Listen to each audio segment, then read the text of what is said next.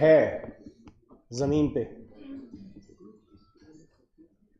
ہم زمین پہ اللہ کا نظام قائم کرنے کے لیے اللہ نے ہمیں بھیجا ہے.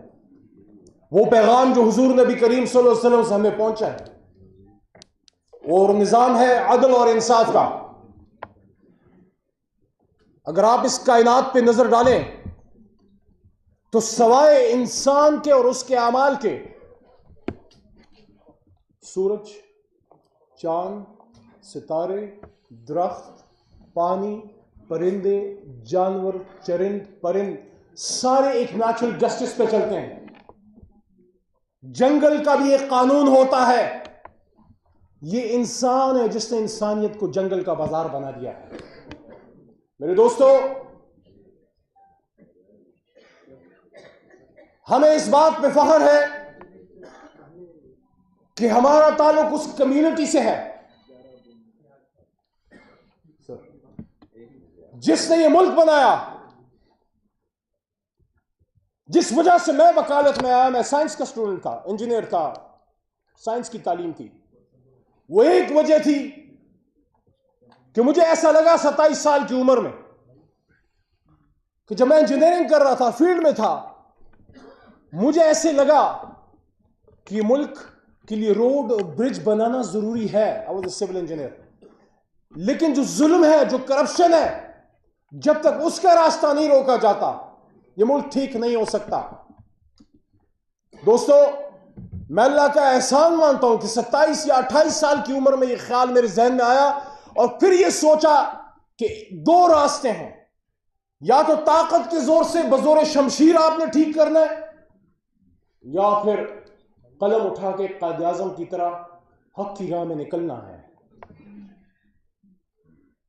پوری پاکستانی قوم کو اس میں فخر ہونا چاہیے کہ اللہ نے جس کام پہ قسم اٹھائی ہے، حضور صلی اللہ علیہ وسلم نے جن لوگوں سے محبت کا اظہار کیا ہے، اس ملک کو بنانے والا اس پیشے سے تعلق رکھتا ہے. کیونکہ ہمیں جو اللہ کی ان کی ایک سنت ہمارے پاس پہنچی، وہ کیا ہے کہ القاسم حبیب اللہ محنتی اللہ کا دوست ہے. یہاں لائرز موجود ہیں، اکثریت موجود ہے. وکیل یا کوئی زمیندار، کوئی کسان، اگر آپ نے اللہ پہ توکل دیکھنا ہو تو آپ کسی وکیل یا کسان کو دیکھیں. کسان جو رات کو 2 یا 3 بجے اٹھ کے پانی لگاتا ہے کھیت کو، بیج بوتا ہے، اور اس کے بعد وہ اللہ کی توکل چھوڑ دیتا ہے کہ اللہ تعالیٰ اس کو اگائے گا. اور وکیل جب گھر سے نکلتا ہے کچہری میں، سردار کھوسا صاحب بیٹھے ہیں، اس اسٹیج تک پہنچنے میں بڑا وقت لگتا ہے. آپ کو کچہری میں وکلاء کے بیچ میں بیٹھ کے اس ایک موکل کا انتظار کرنا پڑتا ہے، اس کی درخواست لکھ کے ضمانت کی آپ اپنی کیریئر کی ابتدا کرتے ہیں. تو دوستو، محمد علی جناح نے یہ ملک بنایا، قلم کی طاقت سے بنایا، اور دنیا کو یہ میسج دیا کہ ہم نے ایک ایسا ملک بنانا ہے جس میں انصاف ہوگا. ورنہ نماز ہم متحدہ ہندوستان میں پڑھ رہے تھے، روٹی ہمیں روزی مل رہی تھی، ہم کوئی ایسا نہیں تھا کیونکہ ہمارے بدن سے کوئی کپڑا کھینچ رہا تھا، لیکن ہم اپنی من مرضی کے مطابق اللہ کے حکم سے نظام مملکت، امور سلطنت نہیں چلا سکتے تھے. اور یہاں وہ بات آتی ہے کہ وَإِذْ قَالَ رَبُّكَ لِلْمَلَائِكَةِ إِنِّي جَاعِلٌ فِي الْأَرْضِ خلیفہ غلام نہیں ہوگا. اللہ اس کے رسول کے ماننے والے انگریز کے غلام یا امریکہ کے غلام نہیں ہو سکتے. یہ وہ میسج ہے جو عمران خان نے دیا کہ ایبسولوٹلی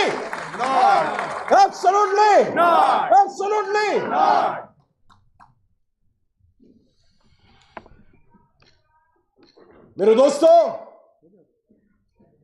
اگر ہم مسلمان ہیں، ہماری ذمہ داری ہے کہ اپنے ہاتھ کے نیچے جتنے بھی ہمارے ہاتھ کا مال ہے وہاں انصاف قائم کریں. اور بحیثیت مسلمان، اگر میں پاکستان کا صدر ہوں، وزیر اعظم ہوں، کوئی اور بڑا عہدہ ہو، میرے سے نہ صرف پاکستان بلکہ اقوام عالم کے مسلمان کا پوچھا جائے گا. کیونکہ صرف ہم نے ایک خطہ زمین حاصل نہیں کیا تھا، یہ ایک سوچ تھی. جب ہم کہتے ہیں کہ پاکستان کا مطلب کیا؟ لا الہ الا اللہ، تو پھر آپ کے دل میں درد اٹھنا چاہیے جب فلسطین میں لوگوں کے سروں کے اوپر ٹینک گزرتے ہیں، جب کشمیر میں عصمت ریزی ہوتی ہے، آپ کا دل دکھنا چاہیے.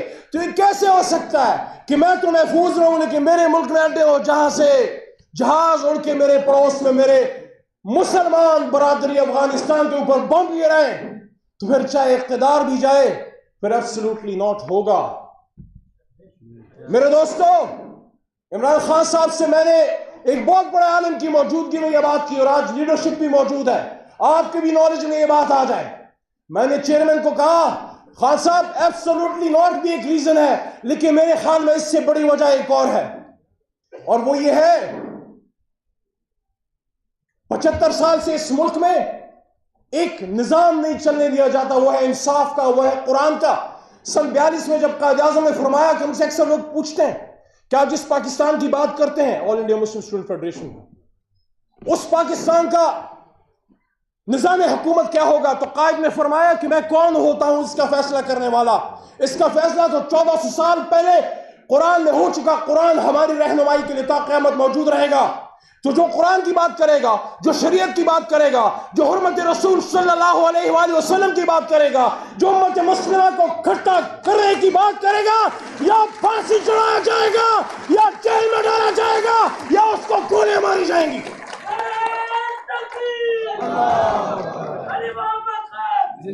میرے دوستو، بات طویل ہو رہی ہے، میں اس کو مختصر کرتا ہوں. خان کو میں نے کہا کہ خان صاحب، جس نظریے سے اس ملک کو روکا گیا ہے، آپ نے دشمن کی کچھار میں گھس کے امریکہ میں جا کے جب حرمت کی جنگ لڑی، اور جب آپ نے دوسری عالمی کانفرنس جو ہم نے کی تھی، اس میں آپ کو یاد ہوگا خان نے ایک بات کی تھی تمام عالم اسلام کے لیڈر سے کہ آؤ ہم ایک مسلم بلاک بنائیں جو مسلمانوں کے حقوق کا تحفظ کرے، جو فلسطین میں اسرائیل کے خلاف یا کشمیر کے حقوق کا یا اقوام عالم میں مظلوم مسلمان کا حق اس کا پوچھے.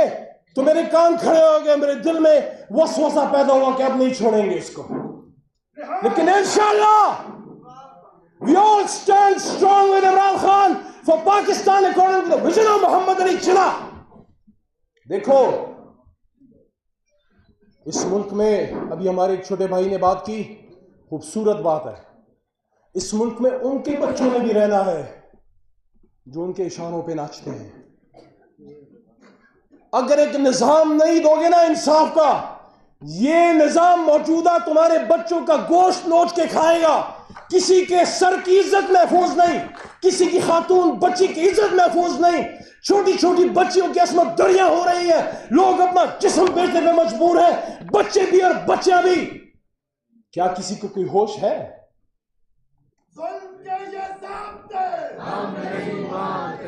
یہ کیسا انصاف کا نظام ہے؟ یہ کیسا اسلام پہ مبنی ملک ہے کہ جب 70 سال سے ظلم ہوتا رہا کچھ نہ ہوا، لیکن جب ایک شخص اٹھا اور اس نے اس نظام کو چیلنج کیا تو ان سب نے مل کے اس کو پکڑ کے گولیاں مار کے جیل میں ڈال دیا. آج یہ لڑائی عمران خان کی نہیں ہے، وہ ایک انسان ہے 72-73 سال کا، چند سال زندگی ہوگی، پھر کل نفس ذائقۃ الموت. آپ نے فیصلہ کرنا ہے کتنے ٹیپو سلطان قربان کرنے. آخری بات، مزید کرنے ہیں یا آپ اس کے ساتھ چلنا ہے؟ کیا اس امت کے نصیب میں صرف ٹیپو سلطان کے سر کی بلی چڑھنا ہے، یا کبھی ٹیپو سلطان کو کندھوں پر بٹھا کے اقتدار کے ایوانوں میں بھی بٹھائیں گے اپنی عوامی طاقت سے؟ دوستو، آپ کا بہت شکریہ. میرے سینئرز بھی بات کریں گے، بس اتنا کہنا چاہتا ہوں، ایک وکیل اور ایک سیاسی کارکن نے پاکستان بنایا تھا، اور یہ سیاسی کارکنان اور یہ وکلاء کھڑے ہو گئے. یہ پاکستان کو وہ پاکستان بنائیں گے جو بات قائد نے سن 48 میں کی تھی. اور قائد کی اسی بات پر میں ختم کرتا ہوں. سبی دربار میں قائد اعظم نے فرمایا تھا کہ it is my firm belief. سبی دربار میں قائد نے جمیل بھائی فرمایا تھا کہ it is my firm belief that our true salvation lies in following the golden rules of conduct set for us by the great lawgiver of Islam, Muhammad sallallahu alaihi wasallam. Let us lay the foundation of democracy on true Islamic principles of social and economic justice. ساتھ کھڑے ہو, مضبوط کھڑے ہو, دل سے کھڑے ہو. خان کو چھوڑو گے تو نہیں, خان کو باہر نکالیں گے, انشاءاللہ نکالیں گے, واپس اس پارلیمان میں بٹھائیں گے, اور اسد قیصر کو سپیکر بھی بنائیں گے انشاءاللہ. پاکستان